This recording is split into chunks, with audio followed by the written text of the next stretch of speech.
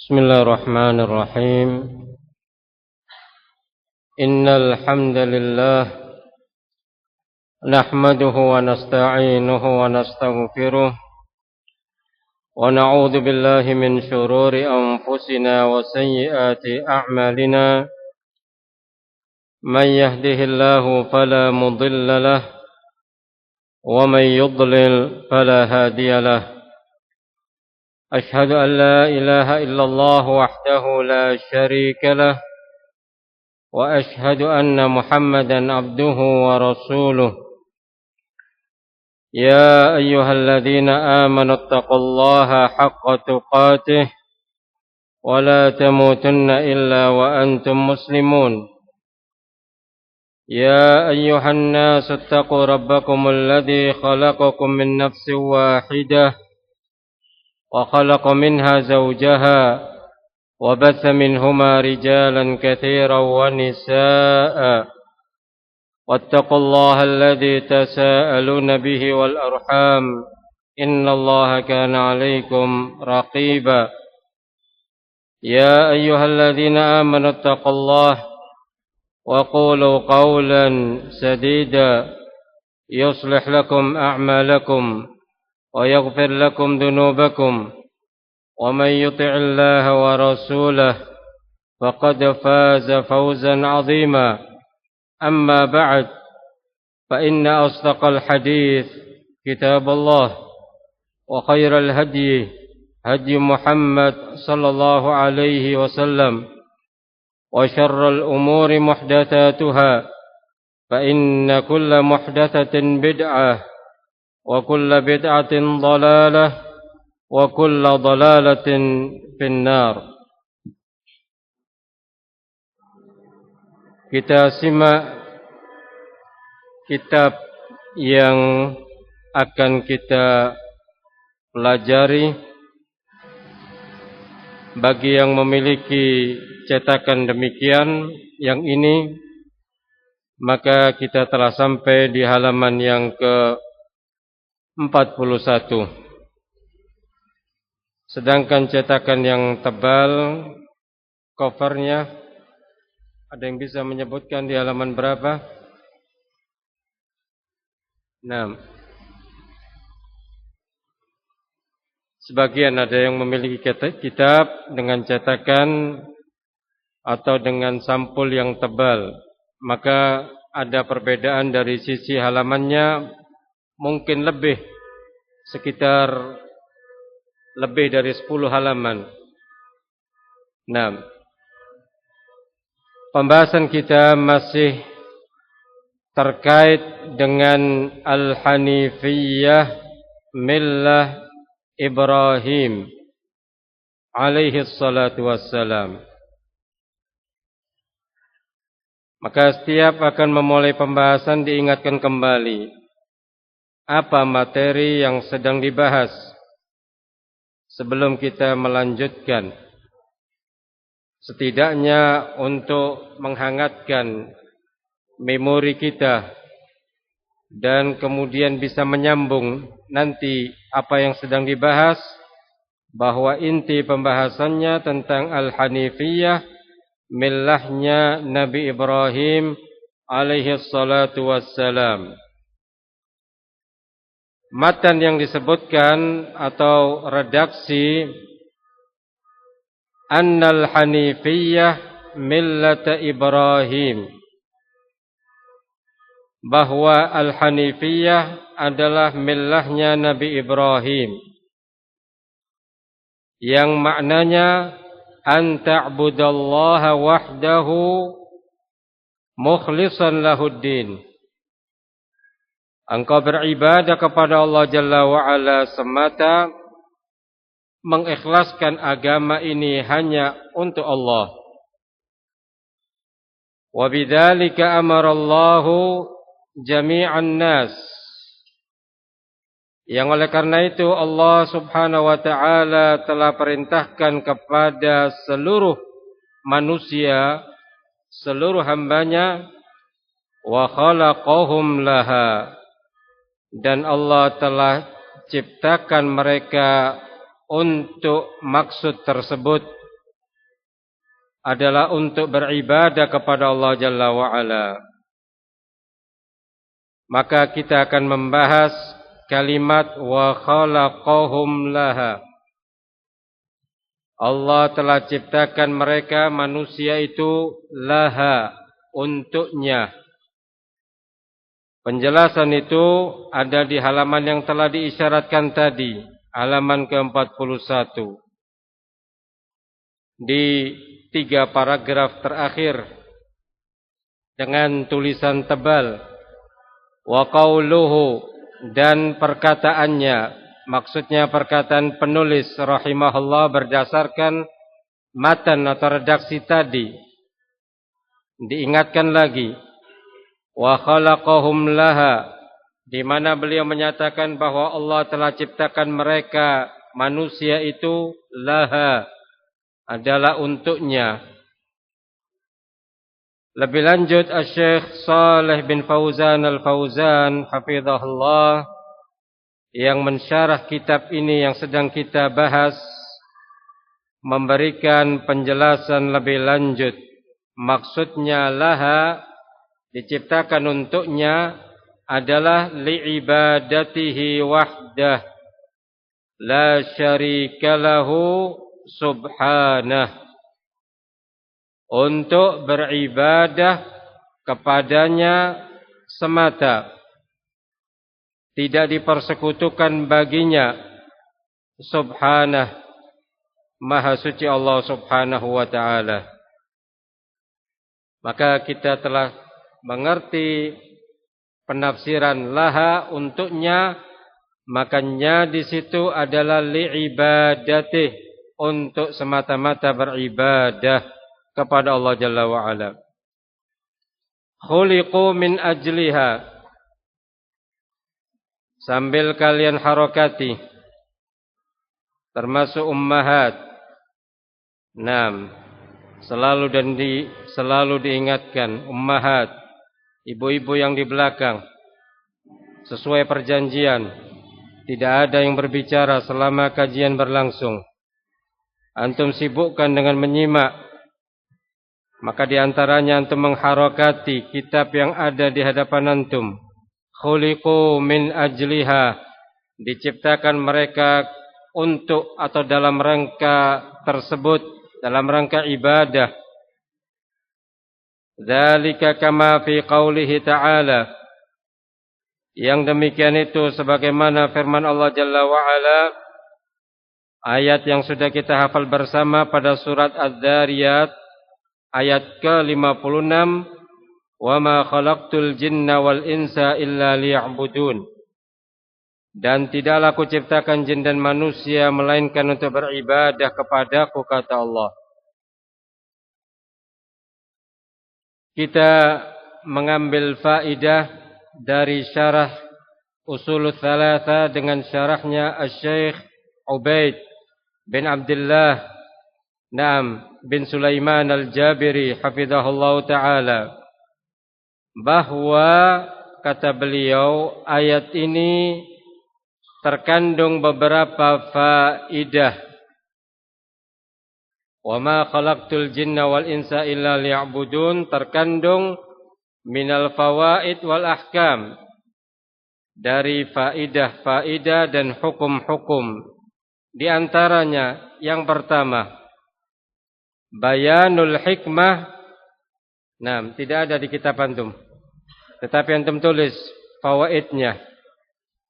Penjelasan hikmah allati min ajliha, hikmah mereka tadi diciptakan oleh Allah Jalla wa'ala. Ats-tsaqalain, yang ditujukan perintah itu kepada ats-tsaqalain. Maksud ats-tsaqalain yakni al-insu wal jinnu, manusia dan jin. Maka itu dinamakan ats-tsaqalain. Adalah semata-mata untuk beribadah kepada Allah Jalla wa'ala sebagaimana tadi telah kita ketahui.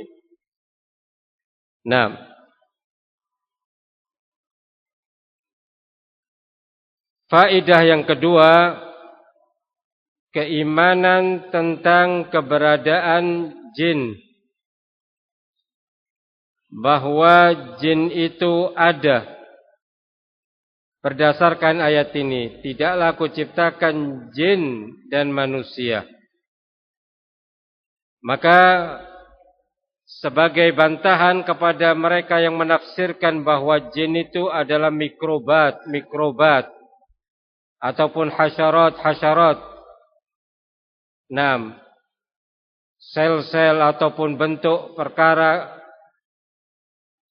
mikro yang kecil dan sebagainya, sama sekali bukanlah demikian. 6. Maka siapakah jin itu yang nanti akan disebutkan oleh Syekh Shalih Al-Fauzan, tapi kita kedepankan penjelasannya bahwa al-jin alamun min alamil ghaib, yang hidup di suatu alam gaib, la narahum, yang kita tidak mengetahui, tidak bisa melihat mereka.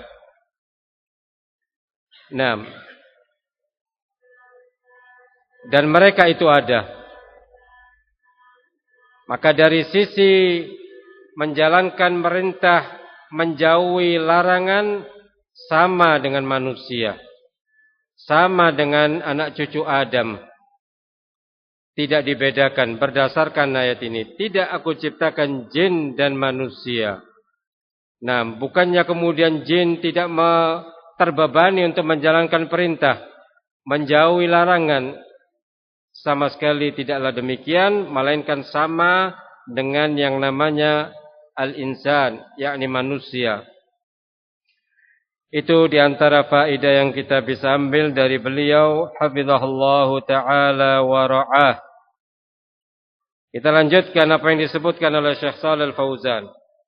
Wa umiru bidzalik, dan mereka itu diperintah yang demikian. Nah, untuk beribadah kepada Allah fi qaulihi ta'ala, di dalam firman-Nya, ya ayyuhan nasu'budu rabbakumul ladzi khalaqakum. Pada surat Al-Baqarah ayat ke-21, wahai sekalian manusia, u'budu rabbakum, sembahlah, ibadahilah, tauhidkanlah, murnikanlah rabbakum, Rabb kalian Allah. Menunjukkan dengan ayat ini perintah untuk mentauhidkan dengan semurni-murninya, tidak ternodai dengan kesyirikan sedikit pun. Tauhidkanlah Rabb kalian, alladzi khalaqakum, yang telah menciptakan kalian. Hadza makna qaulus syekh. Inilah makna perkataan asy-syekh. Asy-syekh maksudnya penulis, yakni Syekhul Islam Muhammad ibn Abdul Wahhab rahimahullah, penulis kitab Al-Ushul Tsalatsa, di mana perkataan Syekh menyatakan khalaqahum laha wa amarahum biha. Allah ciptakan mereka untuk ibadah kepadanya dan Allah perintahkan yang demikian itu.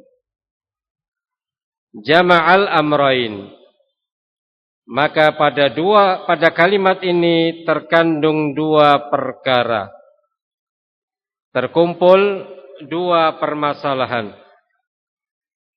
Fi qaulihi, terkait dengan perkataan penulis tadi, wa bidzalika amarallahu jami'an nas wa khalaqahum laha, yang mana Allah Jalla wa Ala telah perintahkan seluruh manusia dan Allah ciptakan semata-mata untuknya, untuk ibadah. Kama qala ta'ala, sebagaimana firman-Nya, wa ma khalaqtul jinna wal insa illa liya'budun. Berdasar dari ayat ini, kata beliau lebih lanjut, Allahu huwal khaliq. Kita dapatkan manfaat pula melalui ayat ini juga, bahwa Allah itu al-khaliq, sebagai zat pencipta. Huwallazi khalaqal asya' kullaha. Ketahui dan sadari bahwa Allah yang telah ciptakan al-asya' kullaha, segala sesuatu, semuanya itu yang menciptakan Allah Jalla wa Ala. Wa min dzalik, dan di antara ciptaan Allah, annahu khalaqal jinna wal insa. Allah telah ciptakan jin dan manusia. Bukan hanya jin dan manusia saja, tapi ciptaan Allah sekian banyak. Akan tetapi di antaranya adalah makhluk yang namanya al-jinnu wal insu. Wa a'tahum al-uqul. Allah berikan kepada mereka akal. Wa kallafahum bi'ibadatihi wahdahu la syarikalah. Allah bebankan, Allah pasrahkan kepada mereka jin dan manusia tadi untuk beribadah semata kepadanya, tidak dipersekutukan sedikit pun. Khassahum bil amri bi'ibadatihi. Allah mengkhususkan mereka dengan perintah ibadah. Karena itulah tujuan dimaksudkan mereka diciptakan. Li'anna Allah a'tahum uqulan. Allah telah berikan kepada mereka akal. Gunakan dengan akal tadi untuk berfikir. Berfikir yang terarah, yang sesuai dengan porsinya. Berfikir bagaimana untuk bisa beribadah secara tepat. Maka diperlukan untuk belajar, untuk mencari ilmu tentang agamanya. Allah berikan akal pikiran untuk dia bisa berpikir, merenungkan terhadap firman Allah Jalla wa'ala. Sehingga sampailah pada suatu maksud dengan akalnya tadi untuk tunduk semata beribadah hanya kepadanya. Wa a'tahum ma yumayyizun bihi bainad dar wan nafi'. Allah berikan kepada mereka apa yang bisa membedakan antara ad-dar, kemudaratan, wan nafi' dan kemanfaatan. Ini mudarat, ini mencelakakan, ini membinasakan, jangan dilalui, jangan dijalani. Maka akan menjadi sebab azab. Kalau larangan Allah dan Rasulnya diterjang, maka akan menyebabkan kemudaratan. Ini suatu nafi', suatu yang manfaat, menyelamatkan dirinya dari azab Allah, menjadi sebab masuknya ke dalam jannah. Itulah difungsikan akal tadi pada tempatnya yang tepat. Wal haqqu wal batil, kemudian bisa membedakan hak dan batil. Akal yang sehat maka akan selalu tunduk kepada wahyu Allah. Sehingga dengannya membantu untuk memisahkan ini yang hak dan ini yang batil.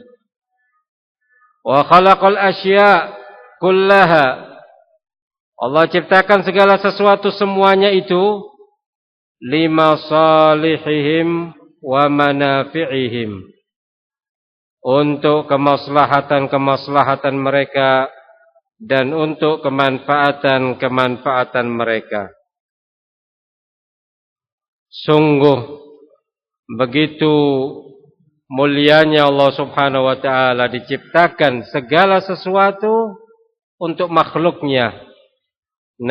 Manusia, agar bisa memanfaatkan semua yang ada dalam upaya agar dirinya mendapatkan kebahagiaan di akhirat kelak, meniti jalan di dunia dengan selamat, sehingga akan bisa mendapatkan manfaat dunia dan demikian pula manfaat akhirat. Karena itu sebagai tempat terakhir bagi kita manusia. Disebutkan firman Allah Jalla wa'ala, kita simak pada surat Al-Jathiyah 6 ayat ke-13. Walaupun insyaallah ayat ini sering berlalu pada kita, maka kita mulai selangkah demi selangkah untuk mencernanya. Wasakhkhara lakum, Sakhara maknanya menundukkan. Dialah Allah yang telah menundukkan lakum bagi kalian ma fis samawati wa ma fil ard, apa saja yang ada di langit-langit dan apa saja yang ada di bumi. Sakhara lakum, Allah sampai tundukkan untuk kalian, yang kalian bisa kemudian gunakan akal dengan sebaiknya. Lima salihihim wa manafi'ihim, untuk bisa mendapatkan manfaat, kemaslahatan. Allah tundukkan itu semua bagi kalian jami'an, semuanya. Minhu, dari Allah subhanahu wa ta'ala. Ayat ini kata Syekh Shalih Al-Fauzan, kullun musakhkhar li bani Adam. Telah kita fahami bahwa semuanya ditundukkan untuk Bani Adam. Maka bersyukurlah kalian kepada Allah. Ditundukkan itu semua untuk kalian bisa memanfaatkan. Dan jangan kalian kemudian melakukan sebaliknya. Apa yang sudah ditundukkan itu tetapi kalian fungsikan kepada dosa, kepada pelanggaran, kepada kemurkaan Allah. Bukan itu maksudnya. Min ajli an yasta'inu bih, agar mereka terbantukan dengannya. Ala ma khuliqu min ajlih, atas dasar mereka diciptakan darinya dalam rangka untuk ibadah. Wa huwa ibadatullahi wahdah, adalah semata-mata hidup kita untuk beribadah kepada Allah Jalla wa Ala. Wa ma khalaqtul jinna wal insa illa liya'budun. Dan telah kita fahami apa makna ibadah. Nah, apa makna ibadah? Ismun jami'un likulli ma yuhibbuhu Allah wa yarda minal aqwali wal af'al adh-dhahira wal batinah. Ini definisi ibadah. Nama yang mencakup terhadap setiap apa yang Allah cintai dan Allah ridhai, baik itu dalam bentuk perkataan, dalam bentuk ucapan yang melalui lisan, wal a'mal, maupun berupa amal-amalan yang tentunya melibatkan anggota tubuh kita beramal. Adh-dhahirah wal batinah, baik yang tampak terlihat maupun yang tidak tampak secara batin. Itulah ibadah. Ismun jami'un likulli ma yuhibbuhu Allah wa yarda minal aqwali wal af'al adh-dhahirah wal batinah. Sehingga apa saja yang masuk dalam kategori ini maka itu ibadah. Seluruh nama yang mencakup terhadap setiap apa yang Allah cintai dan Allah ridhai, baik itu dalam bentuk ucapan ataupun perbuatan, baik secara tampak maupun secara tersembunyi. Kita lanjutkan apa yang disebutkan oleh Syekh Shalih di halaman ke-42 tadi. Wal jinnu alamun min alamil ghaib la narahum, yang tadi telah disebutkan bahwa jin itu berada di alam ghaib yang kita tidak bisa melihat mereka. Wa hum mukallifuna bil ibadah, dan mereka itu juga dibebani dengan ibadah, tanggung jawab menerima perintah dari Allah untuk ibadah. Wa manhiyuna 'anil syirki, dan mereka terbebani juga sebagaimana manusia dilarang dari perbuatan syirik. Jin juga dilarang untuk berbuat syirik. Nah, bukan hanya manusia. Wa 'anil ma'siyah, juga dilarang untuk berbuat maksiat. Nah, maka kalau ada jin yang melanggar, dia melakukan kemaksiatan, Nah, sebagaimana manusia juga melakukan kemaksiatan, maka juga akan mendapatkan sanksi yang sama dari Allah Subhanahu wa taala. Maka jin dilarang pula dari berbuat maksiat mithlu Bani Adam, seperti Bani Adam.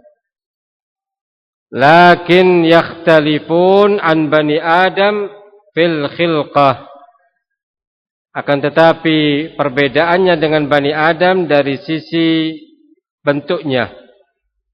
Naam. Amma min nahiyatil awamir wal nawahi, adapun dari sisi perintah-perintah dan dari sisi an-nawahi, larangan-larangan, fahum mithlu Bani Adam, maka sama tidak bedanya dengan Bani Adam. Ma'murun wa manhiyun, sama-sama diperintah dengan suatu perintah dalam Al-Quran dan Sunnah. Wa manhiyun, dan sama-sama dilarang juga. Nah, mereka seperti manusia, berkumpul, ada kumpulannya jin. Nah, sebagaimana adanya kumpulan manusia, cuma kita tidak bisa sekali lagi melihatnya. Wal jinnu alamun min alamil ghaib la narahum, dan jin itu berada di alam yang gaib yang kita tidak bisa melihatnya. Lakinnahum mawjudun, akan tetapi keberadaan mereka itu ada.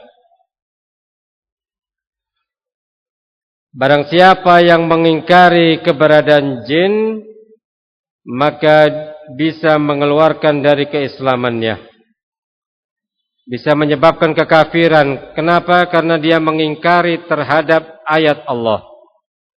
Allah menyatakan bahwa keberadaan mereka itu ada. Nah, dan mereka telah tersampaikan risalah Nabi Muhammad sallallahu alaihi wasallam sebagaimana ditunjukkan dalam Al-Qur'an dan Sunnah. Nah, kita ambil faedah lagi dari Syekh Ubaid Al-Jabiri hafizahullah ta'ala, bukti bahwa mereka menerima dakwah atau risalahnya Rasul sallallahu alaihi wasallam pada surat yang namanya surat Al-Jin, ayat pertama sampai ayat yang kedua.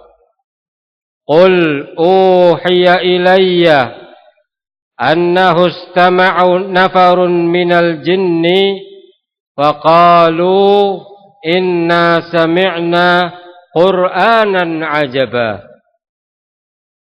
Diakui oleh jin. Apa makna ayat itu?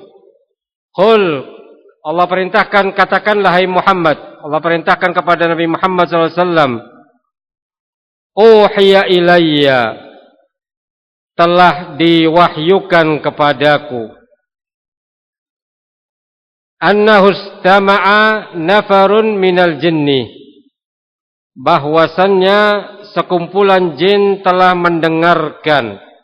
Istama'a nafarun, sekumpulan minal jin, istama'a telah mendengarkan, maksudnya mendengarkan Al-Quran. Faqalu, maka mereka jin-jin tadi menyatakan, inna sami'na, sungguh kami telah mendengarkannya, mendengarkan Qur'anan, Al-Quran itu ajabah, yang begitu menakjubkan. Diakui oleh jin. Nah, kalau ada manusia yang tidak ta'ajjub kepada Al-Quran, menganggap suatu kalimat biasa, tidak membekas pada hatinya, maka perlu dipertanyakan. Nah, maka kita perlu periksa hati kita. Kalau hati kita belum tersentuh, terbekas dengan ayat-ayat Allah, karena itu wahyu yang suci, yang menyirami hati yang kaku, hati yang kering, dibasahi, disirami dengan Al-Quran. Bukan sekedar dibaca saja, tetapi difahami maknanya, diketahui penafsirannya. Maka sampai jin menyatakan, inna sami'na Qur'anan ajaba. Naam, yahdi ilar rusydi, yang mana Al-Quran itu mengajak, memberikan hidayah kepada ar-rusyd, kepada petunjuk al-haq. Fa'amanna bih, maka kata jin kami pun beriman dengannya. Walan nusyrika bi rabbina ahada. Kelanjutan kata jin-jin tadi, dan kami tidak akan mempersekutukan Rabb kami dengan sesuatu apapun. Menunjukkan mereka keinginan untuk bertauhid. Nah, dan mereka tahu bahwa perbuatan syirik itu adalah sesuatu yang bahaya, yang bisa memusnahkan amalan-amalan mereka. Ini bukti dari ayat Al-Quran. Berikutnya dijelaskan oleh Syekh Ubaid Al-Jabiri, wa fil hadits sahih, disebutkan dalam hadits yang sahih riwayat Al-Bukhari rahimahullah, wa Rasulullah sallallahu alaihi wasallam ijtama'a biwafdil jin. Suatu hari beliau berkumpul dengan utusan jin.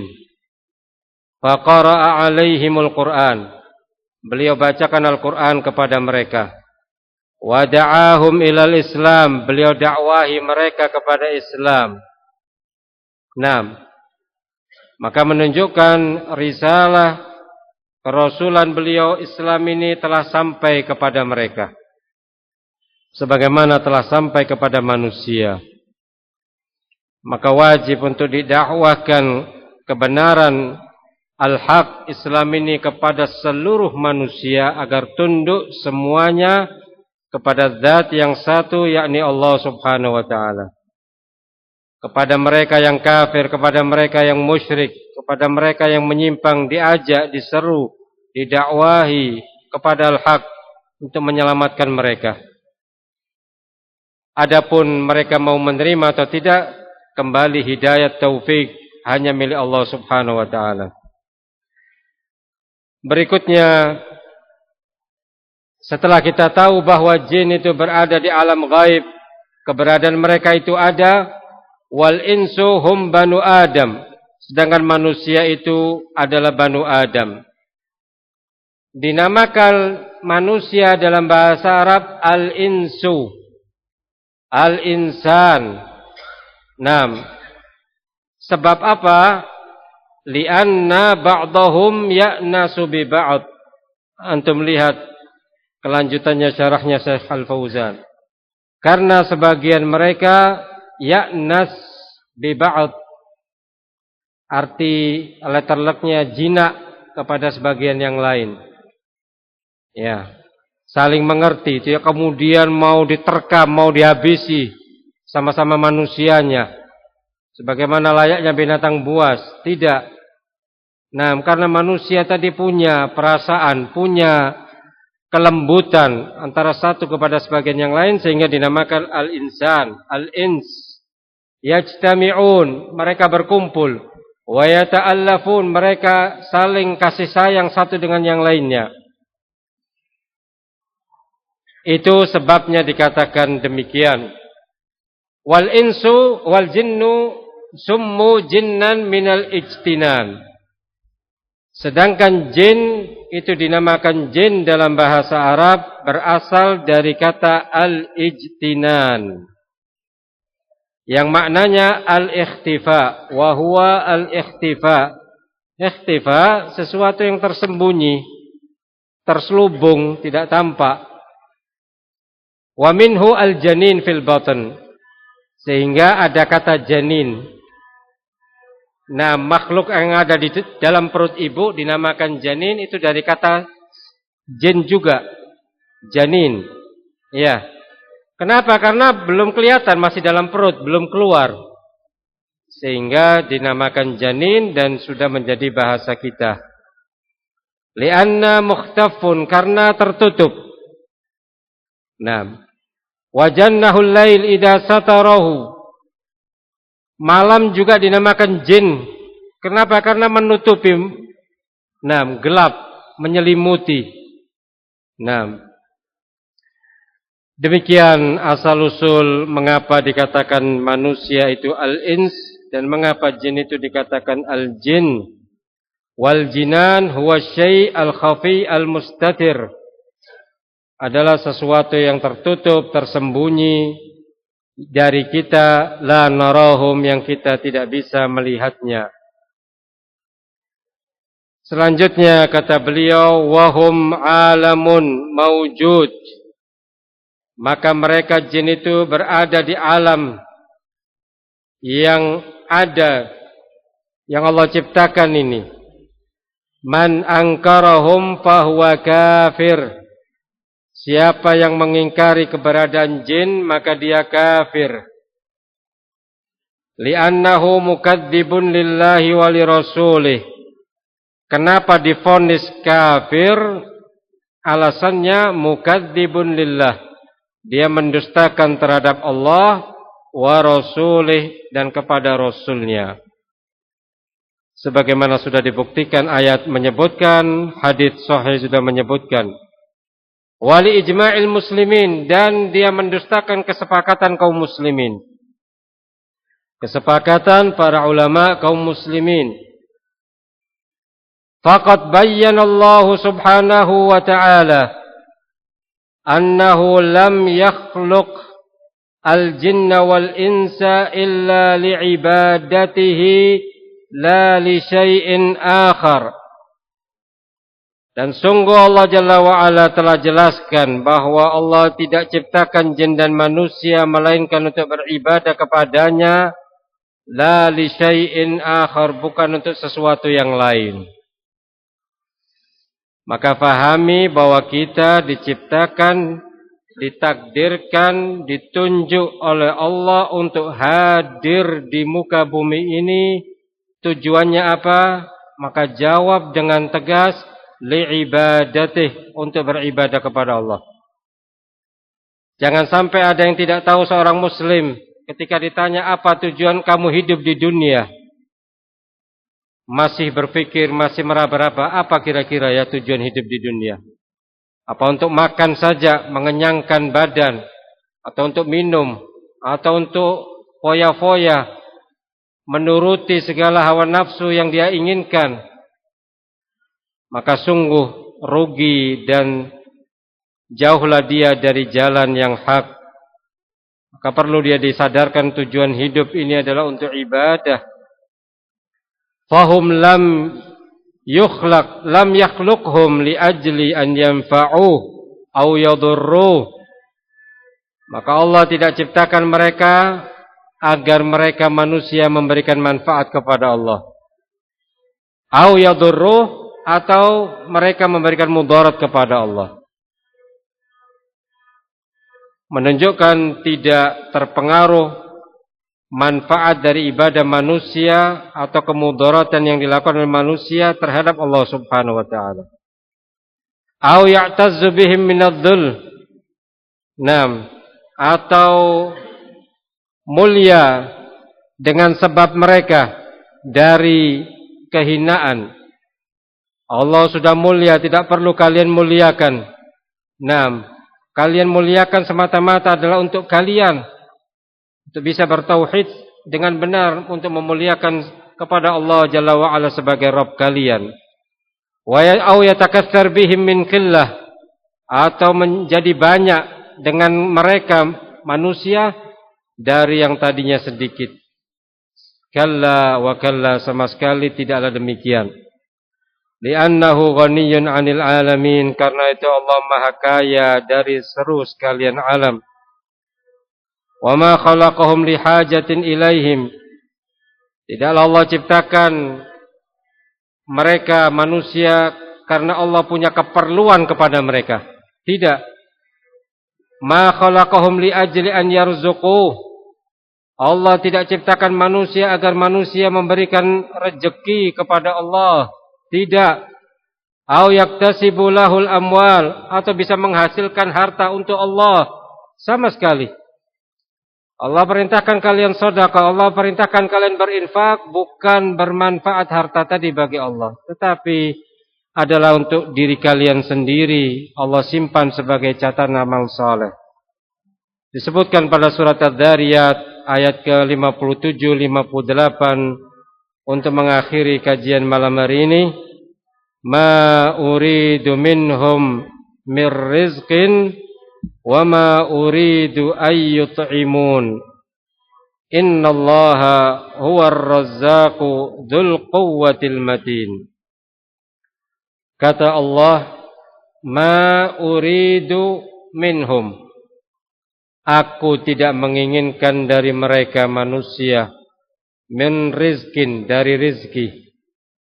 Wa ma uridu, aku pula tidak inginkan mereka tadi an yut'imun, untuk mereka memberikan makan kepadaku. Akulah yang memberikan rizki kepada mereka. Akulah yang telah memberikan makan kepada mereka. Naam. Innallaha huwar razzaq. Sungguh Allah itu zat yang maha pemberi rizki. Wal quwwah, zat yang maha kuat. Al-matin, zat yang begitu sangat kuat. Zat yang maha besar dan segalanya. Itulah Allah subhanahu wa ta'ala yang kita ibadahi. Maka diperintahkan kepada kita hanya mentauhidkan hanya kepada Allah subhanahu wa ta'ala. Itulah yang bisa kita bahas pada kesempatan malam hari ini. Semoga Allah Jalla wa'ala berkenan menjadikan ilmu yang kita pelajari sebagai ilmu nafi', ilmu yang bermanfaat, yang menghasilkan suatu amalan saleh, yang menghasilkan untuk bisa meluruskan ketauhidan kita, pemahaman kita. Itulah ilmu yang diberkahi, ilmu yang bermanfaat. Dan sekali lagi, apa yang kita lakukan tidak sia-sia, mudah-mudahan menjadi nilai amalan saleh di sisi Allah subhanahu wa ta'ala. Wallahu ta'ala a'lam. Wa sallallahu wa sallam ala nabiyyina Muhammad